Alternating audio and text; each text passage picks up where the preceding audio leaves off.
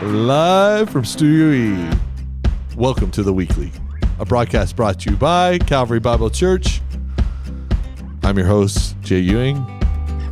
Alive in the flesh today. It is a beautiful Wednesday in Colorado. It's one of the best days of the year. You know why, Thomas? No, I have no idea. It's cloudy. I'm depressed. I feel like we have so few gray days that we should take them off and enjoy them because our days are full of sun usually. So a gray day is a very unique opportunity. I need sun every day. Every day. Like when it's cloudy, I just want to crawl back into bed. Like, hey, this is a great way to God bless the Pacific Northwest. But with great coffee. He has not made me.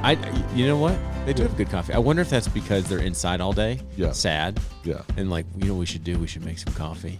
Oh. Are you sad? I'm sad. I drink more coffee on gray days for sure. Yeah. Yeah. Hey, it's so good to be with you, Calvary. Thanks for tuning in. If you find us on the podcast, thanks for listening. We hope your commute to Denver is treating you well. If you follow us on YouTube, we're so glad you're tuning in. If you want to check out the last 2 episodes on YouTube, do us a solid, leave us a review, ask us a question. I pay attention to those more than the weekly email, just being honest.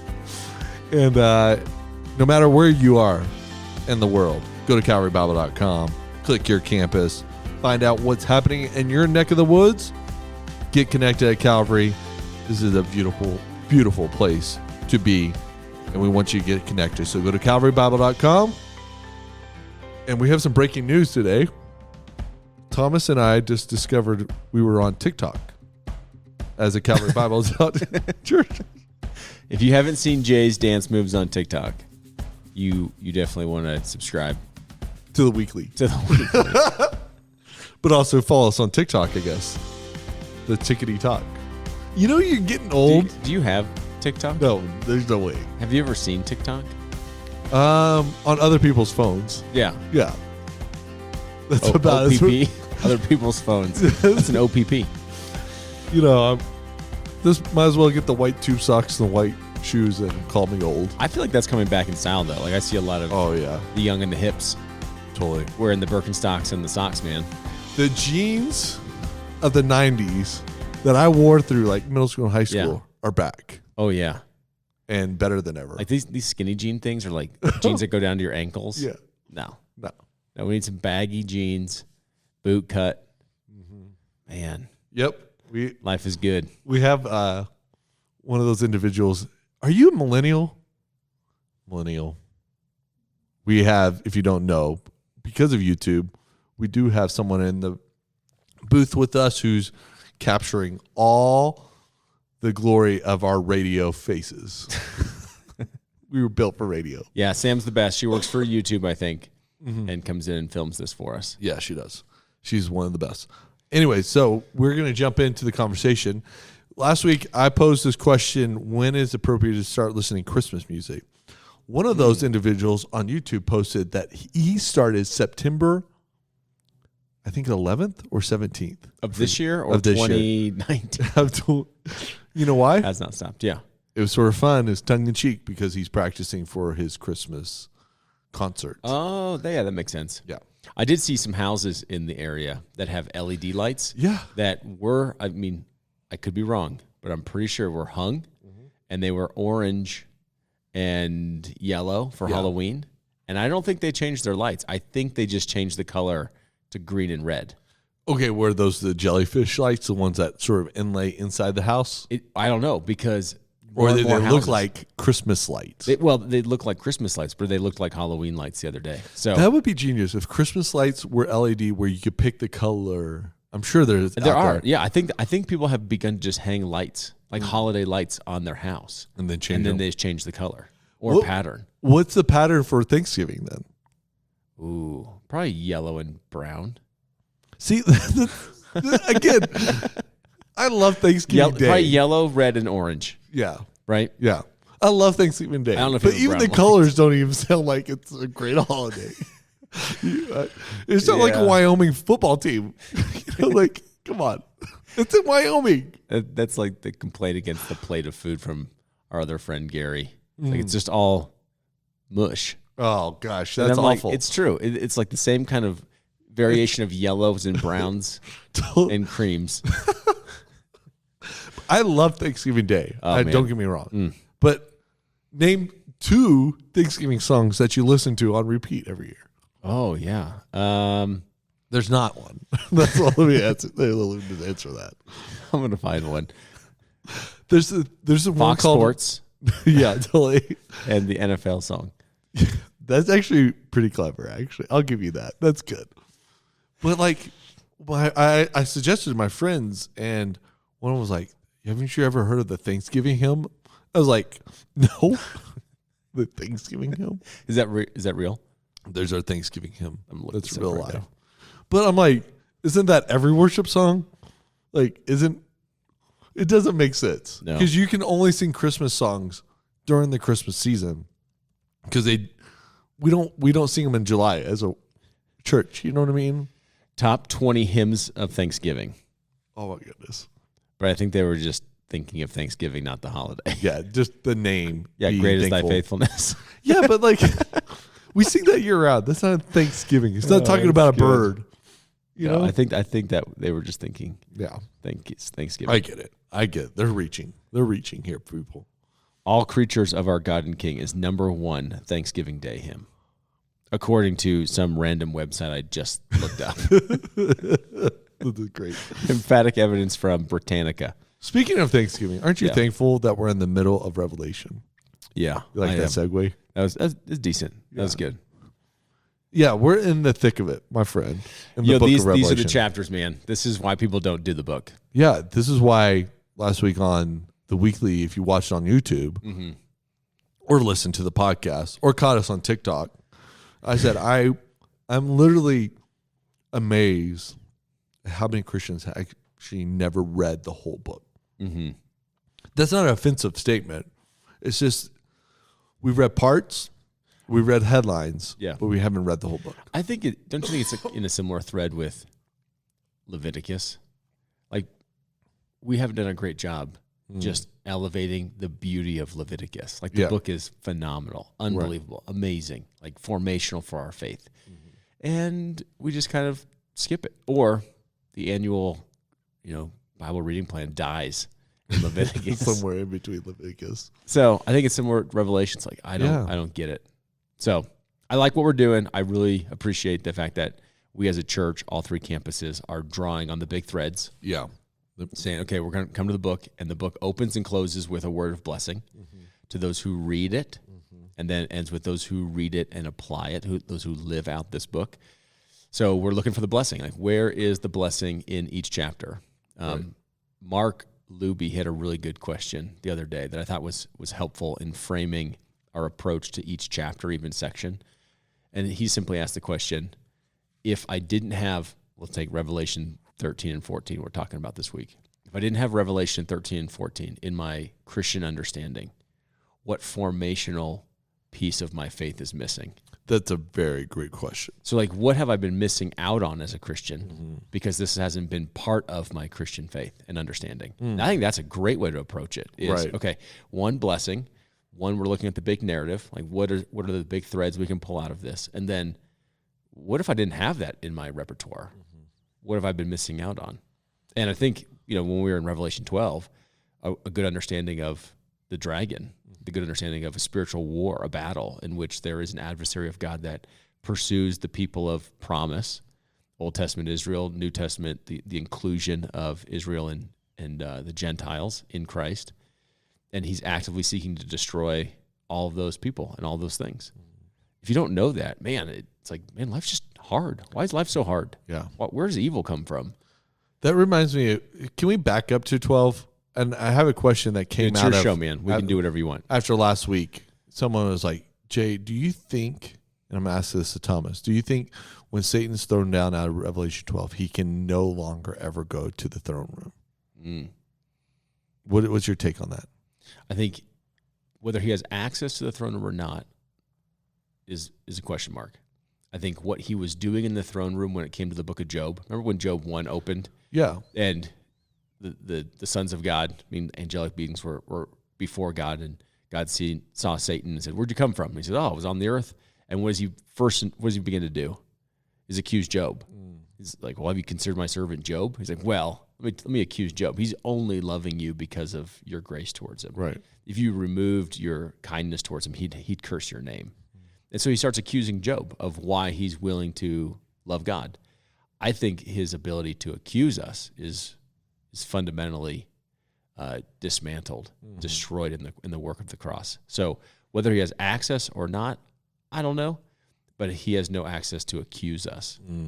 Now, if we're just kind of going to go on a tangent here, it would be peculiar to me in Revelation in chapters 4 and 5, we get these heavenly throne room scenes, and I don't see any mention of Satan. In fact, what I see is the will of God being done perfectly, and all of heaven rejoicing, and the earth crying out, "Let heaven's reality become our reality." Yeah. And I don't know if I would just say with Paul, to be absent from the body, to be present with the Lord and Satan. Yeah. I don't know. It would just seem a bit odd to me. So Yeah. I view it, I read it. I think we looked at the clue where Jesus has sent out the 72, and they have authority over the demonic world, and he says, "I saw Satan fall." And I think that's a clue that his place in heaven is over. Yeah, it's over. Could be wrong. Yeah. There's another thing that I think we haven't talked about in the book of Revelation, and I wonder where it happens or when it happens is we have chronological thoughts of time, right? What's eternal that's beyond that we're witnessing, and what's chronological, you know what I mean? Yeah. To the book that we're reading. So the scene of Revelation 12, is that like pre that John's seeing because it's eternal and it's out of sky, time and space? Yeah. Or is it something where it was chronological? I mean, that's a big question in Revelation anyways, for like, how do you read this book? But sometimes I feel like I'm getting outside of space and time when I'm reading the book of Revelation. Yeah. Well, when you're getting a picture of what heaven is, that's going to be outside of geographical space and time. Right. And I think we've mentioned this before, but it's a both end. I really think it's a both end. I don't think it's a full just recapitulation over and over and over again, because every time you get another picture of, like, for example, the seals, the trumpets, and the bowls, it increases in intensity. Right. And it has like a climactic moment. We'll see that, this week is God's judgment is coming to a climactic moment. So, yeah, there might be hints of a recapitulation, but it's moving in a direction. So Revelation 1 opens with 7 physical churches on the planet, and Revelation 22 ends with the New Jerusalem. Yeah. That had to move through space and time, Yeah. And so we know some things are still future for sure.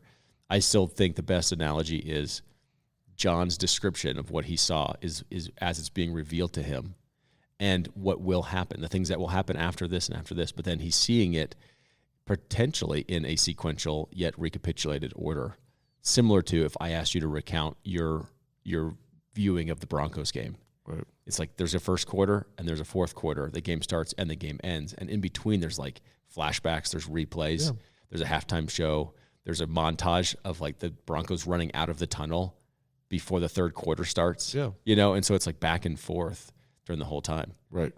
And I've been trying for 3 weeks, racking my brain how not to make that a sports analogy, and I cannot. I don't. I mean, you could do like if you're watching like the Grammys or something, they're gonna or like the Oscars. It's like, then I saw this, and it's like, wait, you saw that movie that was produced 9 months ago? Right. How'd you see that movie that was produced 9 months ago? And then coming up, and you're like, well, coming up, or it's a presentation that was done already. Yeah. So I think it could work in other environments, but. Yeah. Let's get to where we were this week, 13 and 14 of Revelation. The first thing I have is this sort of when I saw a beast rising out of the sea. The sea in the Bible, that's a very pretty important word in the Bible, because usually the sea in the Bible has some implications, right? Mm-hmm. Some implications of sort of disaster or evil. Mm-hmm. I'm trying to not use the word chaos, but it does. So when we're reading the Bible, when we see like someone's on the sea or that something came out of the sea, we're supposed to think something of the first century of what they thought the ocean was. Yeah. You can think of it as cosmic evil almost, or you could say chaos or disorder. Genesis 1:1 opens up with the earth was formless and void, right? And the Spirit of God was over the surface of the deep, like over these waters. Right. And then God is speaking and then starts bringing order and beauty and life. You could think of Israel passing through the waters, and then the sea comes back together and destroys the Egyptians. You could think of Jesus on the Sea of Galilee, and it's this like unusual storm in which is stirred up and the disciples are terrified. And then then you see Jesus speak against the winds and the waves. Right. And they're obedient. You could think of him casting out demons, and they run into the swine, and the swine then go destroy themselves in the water, right? So for sure, I think it is a picture of evil, of chaos, of disorder. You might even just refer to it as the abyss. This is the abyss. This is a pit in which, in the Jewish mind, that's evil. Right. And so this beast coming out of that is a description of the character, the nature of this beast. All right. And now this beast is interesting because the beast seems to get its power or its authority from the dragon. Satan. Yeah. Which is super interesting. So Satan actually has this monster come out somewhere. Yeah. In the world. I think the question is, you end 12 and it says the dragon, that's Satan, became furious with the woman, that's Israel, and went off to make war with the rest of her offspring. Those are all believers, Jew and Gentile, on those who keep the commandments of God and hold to the testimony of Jesus. The Christians, this is the church. And so how does he make war on them? That's the question. So 12 ends, and he stood on the sand of the sea. So he's standing next to the ocean, the sea, and he's about to put his instrument of antagonizing the woman and her offspring, and it's this beast. And so, what is this beast? Comes out, and it looks just like the beast of Daniel. Has all the attributes of the four beasts that Daniel saw. This is like the super beast of the summation and culmination of every system and governance and everything of Antichrist. And though the word Antichrist is not used here, these are the same attributes: being blasphemous, being lawless, that Paul talks about, man of lawlessness, or that John talks about as Antichrist. That's super interesting. So there's another phrase that sort of ends this section. It says, if anyone has ears, let him hear. And I know. Immediately, that's like gospel language of Jesus. As soon as you read that, just say all you got was revelation. Right. So whenever you think of interpretation, let the Bible interpret itself first and foremost. And so start in the book that you're in. Has that phrase been used somewhere before? So as soon as you hear he or she, they who have an ear to hear, let them hear.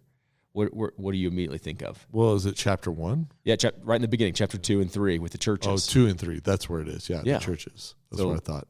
He writes these letters to the churches. At the end of it as well, isn't 22, he says? He has an ear, and they should hear. And so it's immediately picking up, this is God's message to his people. And so he's calling his people to turn on their ears and pay attention. And so, again, I think to your point, it's like anyone who has an ear, let him hear. And then he says this language, if anyone's to be taken captive, if anyone's to be slain. So basically, if you are going to be taken to prison from this beast, you're going to go to prison. And there are some of you that are going to be put to death, which is exactly what he said to, I believe it was Smyrna, where he says, I know of your poverty. Satan's going to imprison some of you and put to death others, but hold fast to the testimony. He who has an ear, let him hear. So I think, again, this is to hearken back to, hey, this is God's message to the believers to bless them and strengthen them, encourage them in their time for endurance. Right. So because he calls for the endurance and the faith of the saints. It's at the end of sort of that little section right there. Yeah, and you see it repeated again. We didn't get to it on Sunday, but if you go to 14, I think it's verse 12. So again, in verse 12, so just in short order, there is a call for the endurance of the saints, those who keep the commandments of God and their faith in Jesus. So faith in Jesus that's a New Testament believing community, Jew and Gentile. So that's not just simply an Old Testament believing community. They have to have embraced the teachings of Jesus Christ. Yeah. And so both in 13 and 14, in the activities of the beast against your life, here's a call for endurance. It sort of reminds me of the first and second century of the early church, which was some of the bloodiest of martyrdom in the history of Christianity up until the 20th century. And so you're like, oh, this makes sense that God is giving them a future reality of what's about to happen. Does that make sense? Yeah, I think you're right. When you think of Roman emperors, they're beastly. You have Nero persecuting the Christians. You have Domitian persecuting the Christians. You have Judaizers persecuting the Christians, those who follow the teachings of Jesus. And you have Fox's Book of Martyrs, right? Like all of these martyrs. And then you have people today that have cataloged those who have died for their faith in the last 100 years. And they would say, statistically, more people have been put to death for their faith in Jesus Christ in the last 100 years than all the centuries before. Right. So you think, wait a minute, maybe I have a very Western Christian American view of like, well, I don't feel persecuted, put to death, and I am ignorant of my brothers and sisters in the Sudan, in South Korea, in different parts of the world where they truly are put to death because of their testimony. That's right. And so they read this and they go, man, this is a word of encouragement for me. I am blessed to know that God is ultimately in charge and that he has overcome the dragon, that this won't be the end of the story. Yeah. So, I think we take it from, our life being the centerpiece to Revelation. And it's like, man, if you just put yourself in the shoes of your brothers and sisters around the world, this is really encouraging. Right. This is for especially like the underground church. Yeah. Those who are meeting in secret or those who are meeting under even persecution of this week have to be encouraged by some of this, where we're like, let's go get another cup of coffee. You know what I mean? Like, well, even to that, lunch. It's like, so one of the big things that we were looking at in this chapter is him being a counterfeit God. In all of these ways, like God alone is creator. Yeah, this is the good. devil is counterfeiter. Like he can't create anything. So all he does is bend, twist, pervert, distort something that is good to try to get your allegiance to him, to try to suck you in. And so in America, you might not need persecution for that. You might just need warm cups of coffee, right? Right. In a sense. So when you think of the word counterfeiter, or even in your own life, like what are examples and stories from your own personal life where you're like, oh man, I was totally fine with the counterfeit? Yeah, I mean, back in middle school, early high school, we went to the flea market and bought the Folkleys when Oakleys were really cool and then really expensive. Yeah. No way my mom's going to buy that, but I can get $20 to buy Folkleys. Yeah. Yeah. I remember when like the Jordans had come out, or like the pumps, and then I can't remember who it was that had, it's like some off-brand shoe, right? And thinking, oh, you know what, they're close enough, I'll just buy those. And I think that's where we hear this beastly language, and then we just think, okay, this system, this maybe culminating in a person, is really ugly, is violent. I'm not going to fall for that. And you're like, no, that's a characteristic of who he is. He will devour, but he may devour you with luxury. Right. He's totally content devouring you and distracting you from Jesus with comforts. Right. Totally. C.S. Lewis writes about this in The Weight of Glory, how we so settle for making mud pies and just the reality of what God is already doing, and how we get distracted by these little things. Yeah. So you talk about these counterfeit things. There's like 6 of them or 7 of them. I counted 6. Go ahead. I figured that just kind of worked with 666. Yeah. Totally. So why not? Makes really good preaching. So, you talk about the counterfeit Trinity, the counterfeit authority and throne, the counterfeit resurrection, counterfeit signs and wonders, counterfeit marks of something. And then the final one was, let me turn the page here, counterfeit worship. And you really slowed down on counterfeit worship. But what was, out of those counterfeits, what was the most striking one to you? What is the one that you're like, oh man, this is very strange and interesting, or very formative? Well, I think it goes to identify this beast as Antichrist. So I know people have used the word counterfeit Trinity. I used it the other day, and then Zach was, I think, kind to say, hey, let's reserve that word for God alone, right? So I actually changed it to like a triunity or Oh yeah, Godhead. sorry. You know, I used no, Trinity. you're fine. I've used it forever too. That I think a lot of commentators do too. And I thought, maybe we should keep it reserved for what is true, which is don't God. muddle it. Yeah, please. But I think in all of it is everything is looking for allegiance away from Jesus. So when we talk about Antichrist, we looked at 3 passages in 1 John that talk about the spirit of Antichrist that's already present, that is coming. And anti can mean an opposition, right? So that's blatant persecution against the things of Christ. It's also pseudo, is, hey, I'm Christ.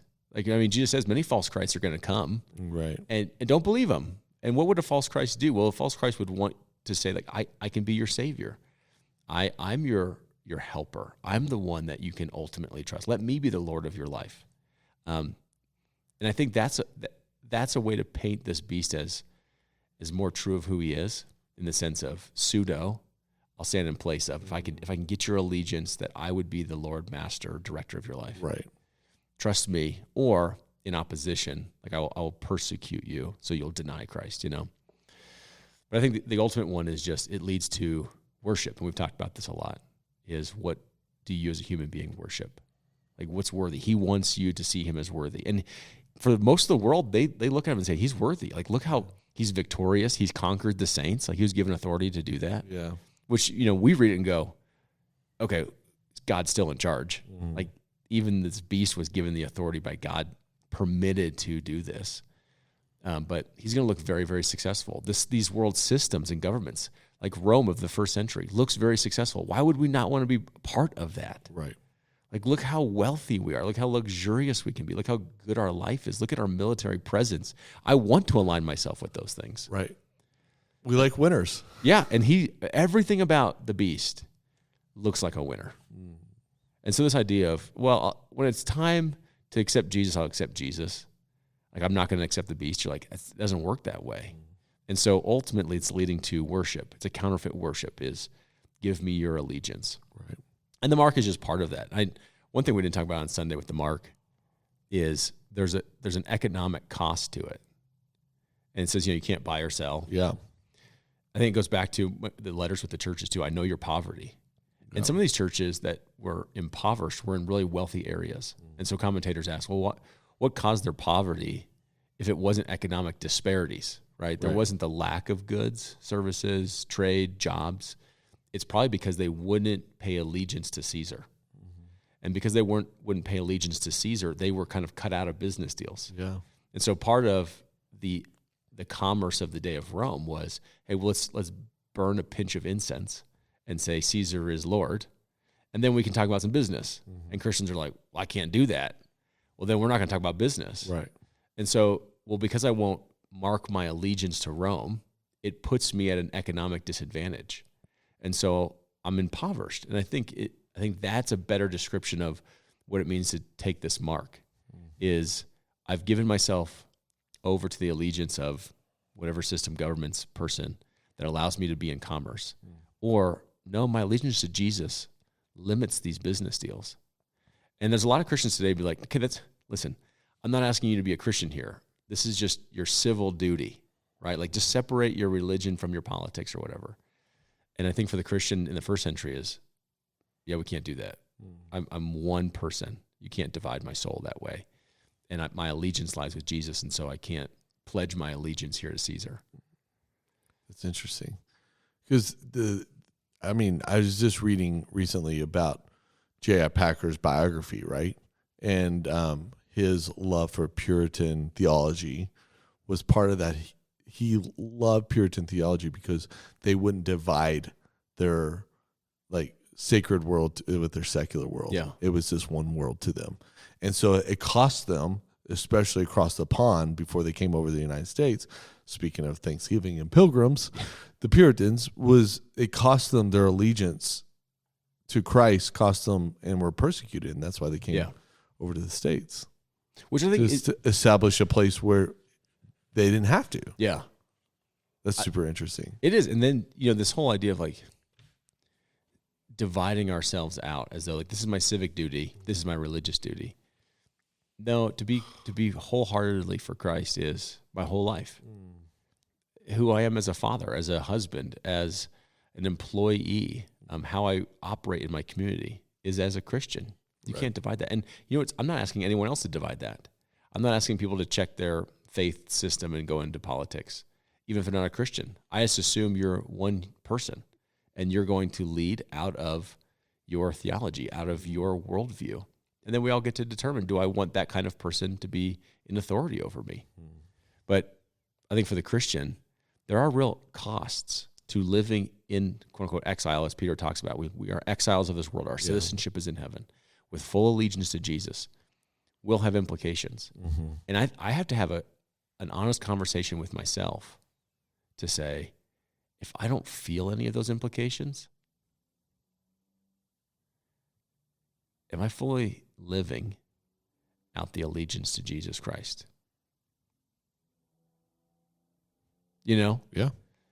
Like if worshiping the beast causes these problems against Christians, or worshiping Christ causes these problems in my real world, and I don't feel any of those problems, I don't feel any of those tensions, that should lead me to ask some questions. I think I'm going to leave it there for this week. I think that's a great place to leave it, because, the reality of reading Revelation is like, maybe it's like Laodicea. Part of what Revelation calls you either hot or cold. Yeah. You're not lukewarm. And so often our lives are just lukewarm. I think we've talked about before, that's probably our greatest danger in the area where we live. It's an influential area. It's a prosperous area. It's a comfortable area. And it's easy to just be caught up in the flow of things. Thanks, Thomas, for your time. Thanks, Jay. Hey, Calvary, we're so thankful you're listening, watching, wherever you are. Let us know. We love talking to you. Hit us up on the weekend and say, hey, I checked out this episode, or hey, y'all should talk about this sometime soon. We would love to hear from you, as well as know that we'll continue to pray for you as you continue to pray for Calvary.